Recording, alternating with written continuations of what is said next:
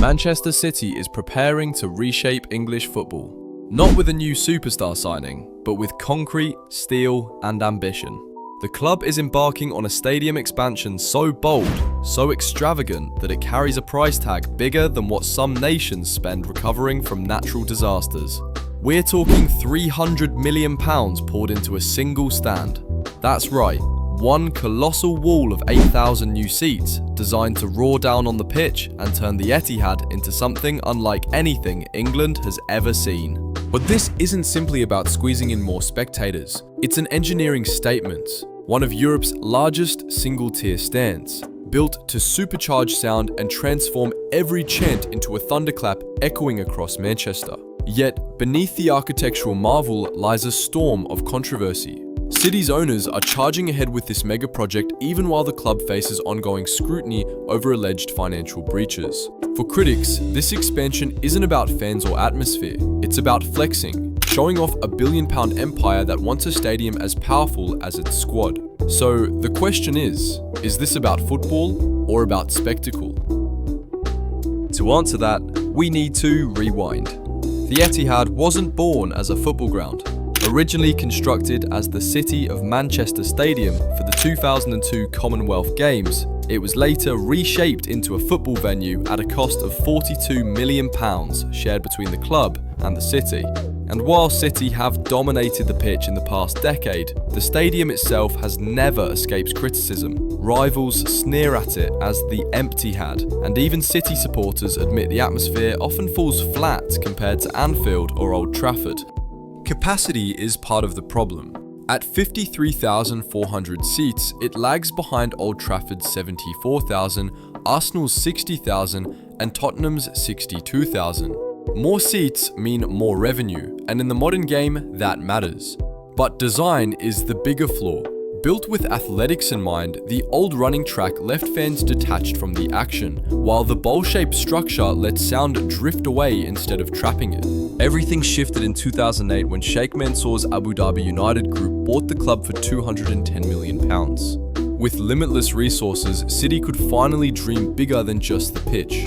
Demand for tickets soared, with waiting lists topping 15,000. To compete with football's elite off the field, the owners knew the stadium had to evolve, not just in size, but in impact. That's where Populous, one of the world's leading sports architecture firms, comes in. Their vision?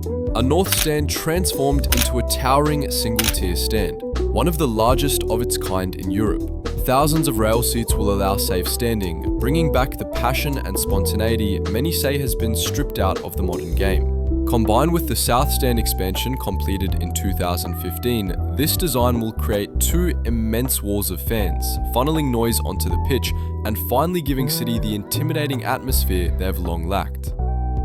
The numbers are staggering. When complete, capacity will jump to around 62,000, making it England's fourth largest club ground. But the project isn't stopping at football.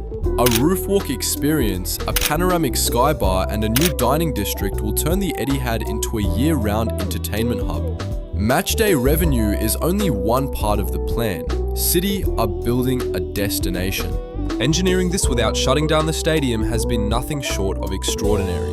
Construction crews have had to work around match schedules, squeezing in the most disruptive work during off-season windows. By late 2024, steel structures were already merging into the original framework, locking the project into motion. Of course, none of this has escaped criticism. Some experts argue that adding more seats won't fix the fundamental problem. The Etihad was never designed as a football-first stadium. The pitch remains set back from the stands, and the acoustics, even with the towering new stand, may never match the intensity of grounds purpose-built for football. In other words, you can pack in 62,000 people, but if the sound escapes, will it really matter? Then there's the question of timing. With Manchester City still under investigation for financial fair play violations, critics say a £300 million expansion project sends the wrong signal. It suggests that the club is so flush with cash that it can afford to double down on spectacle, even while under legal fire. For some, it feels less like a footballing necessity and more like a statement. City will build whatever it wants, whenever it wants. The economics underline just how enormous this project is. £300 million for a single stand, funded outright by the Abu Dhabi ownership, dwarfs the annual revenue of most Premier League clubs. To put it into perspective, it's equivalent to buying 2 world-class players outright or the operating budget of an entire mid-sized English city. Few clubs on earth could attempt this without going deep into debt, but City aren't borrowing. This is patient capital, a long-term investment with all future profits flowing back into the club. And those profits could be massive. Projections suggest an extra £40 to £50 million in revenue every year once the expansion is complete. Hospitality alone is expected to double, with the new dining experiences, the Sky Bar, and year-round attractions like the Roof Walk turning the Etihad into more than just a football ground. It's a tourist magnet, a stadium designed to earn money even when no ball is being kicked. Because make no mistake, this will start an arms race. Tottenham set the standard with their futuristic stadium. Real Madrid and Barcelona are in the middle of billion-euro renovations. Now City are pushing English football further down that path. Soon, the competition won't just be about who signs the best striker. It'll be about who has the most advanced, most profitable fortress to play in. Construction is racing ahead, with the North Stand scheduled to open for the 2025/26 season. By 2026, the Etihad will be one of the largest and most modern club stadiums in Europe. But the real test won't be in the architecture, it'll be in the atmosphere. Will the new stand finally silence the Etihad nickname?